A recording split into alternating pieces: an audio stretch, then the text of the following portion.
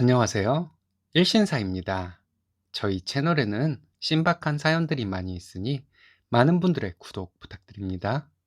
이번 사연은 며느리에게 집착하고 괴롭히는 시부모님에게 사이다를 날리고 시원하게 버렸다는 며느님의 사연인데요. 함께 보시겠습니다. 처음에는 시부모님이 저에게 잘해주셔서 시집 잘 왔다고 친정에 자랑하기도 했습니다. 차차 시댁을 겪으면서 시댁에서 그만큼 원하신다는 것을 알고 기분이 묘했어요. 점점 해준 만큼 이상을 원하셨어요. 때문에 스트레스를 많이 받았는데 남편에게 얘기를 해보면 남편은 자기 부모님만한 시부모가 어디 있냐는 식이었습니다. 초반에 남편과 말이 통하지 않았던 것은 남편은 전국을 떠돌아다니며 일을 하는 직업인 것도 한몫했겠죠. 결혼하고 얼마 안 되었을 때 저 아프다고 하니 시어머니 바로 달려오셨습니다. 병원 데려가 주시고 죽 끓여 주시고 먹고 싶은 것 있냐고 물어봐 주셨어요. 하루에도 여러 번 전화로 몸은 좀 나아졌는지 물어보시고 약간 부담스럽기도 했지만 친정엄마보다 나를 더 생각해 주시는 것 같아서 너무 감사했습니다. 저도 시부모님이 어디 조금만 편찮으셔도 퇴근 후에 꼭 들러서 드시고 싶다는 것을 해드리고 집에 왔어요. 휴일에 편찮다고 하시면 휴일에 갈 수 있는 병원 검색해서 제가 모시고 다녀왔고요. 말이 좀 이상하게 들릴 수도 있겠지만 여기까지는 기브앤테이크라고 할 수 있겠는데 시부모님은 저에게 더 많은 것을 원하시고 강요하셨습니다. 남편이 지방에 있는 기간에는 퇴근 후에 시댁 들러서 같이 밥 먹고 얘기를 한참 하다 와야 했어요. 여러분들도 아실 거예요. 그렇지 않은 어른들도 많기는 하지만 어른과 얘기하는 것은 거의 일방적이잖아요. 시부모님이 저에게 교육을 시키는 얘기가 전부였죠. 예전에 겪으셨던 일을 나열하시면서 며느리는 이래야 한다, 여자는 이래야 한다, 이런 말씀을 2시간 넘게 듣고 있으면 집중이 되지 않을 수밖에 없어요. 제가 집중하지 않으면 눈치채시고 뭐라 하시니 정말 스트레스였습니다. 처음에는 저희 부모님과 대화하듯이 제 생각도 얘기하고 그랬는데 제 얘기는 얼마 못 가서 가로막고 당신들 하시고 싶은 얘기를 하셨어요. 그리고 어른들 얘기할 때는 경청할 줄 알아야 한다고 하시는데 매번 비슷한 얘기, 내가 잘해야 한다는 강요를 오랜 시간 경청할 능력은 저에게 없었던 것 같습니다. 너무 힘들었고 힘든 게 표정에 나타나니 아버님 한 소리 하시고 극한에 몰리는 기분이었어요. 결혼하고 아침마다 전화해서 오늘은 어떠신지 여쭤봐야만 했습니다.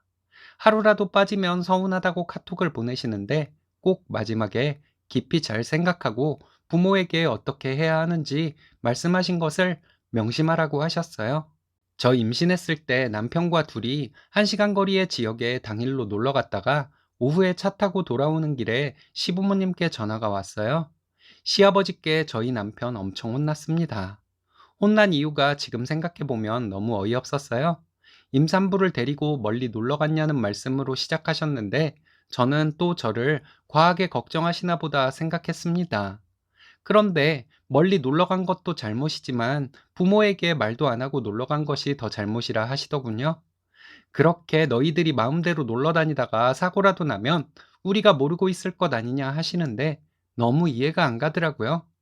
맞벌이 한다고 김치 포함해서 반찬 몇 가지를 해주시곤 했는데 시어머니 음식이 제 입맛에 안 맞고 남편도 잘 안 먹어서 못 먹고 버릴 때가 많았습니다. 시어머니가 애써 해주신 음식을 남겨버리는 것이 죄스러워서 솔직하게 말씀드리고 거절했는데 시어머니께서 남편 붙잡고 서운해서 한참 우셨답니다. 저만 졸지에 고마움도 모르는 인간이 돼버린 것이죠. 그때부터 시부모님은 저만 보면 말씀이 더 길어지셨어요. 남편이 말려보기도 했지만 소용없더라고요. 너무 힘든 것이 모든 것을 아들이 아닌 며느리에게 모두 하십니다. 넌 우리 딸이야.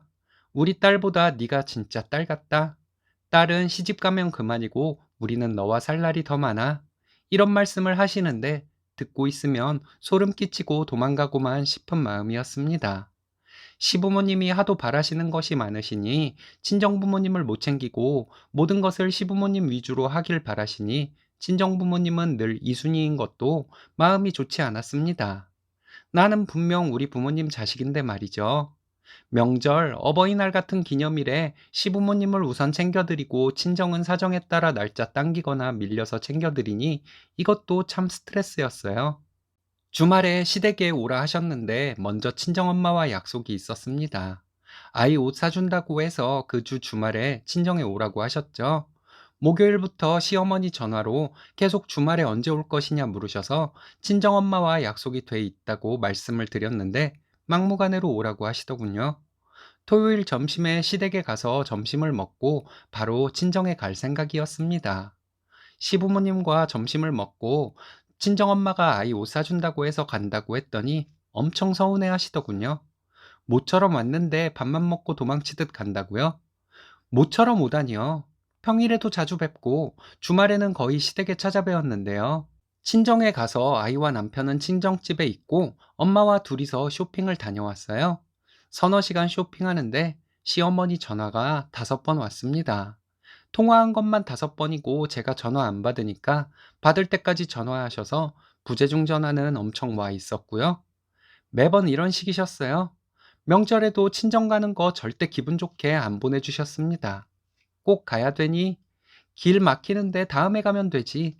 이런 식으로 마음 불편하게 하시고 친정에 결국 가면 하루에 대여섯 번씩 전화를 하셨습니다. 왜 안 받니? 잘 있니? 밥은 먹었니? 뭐 했니? 애는? 이런 내용이었어요.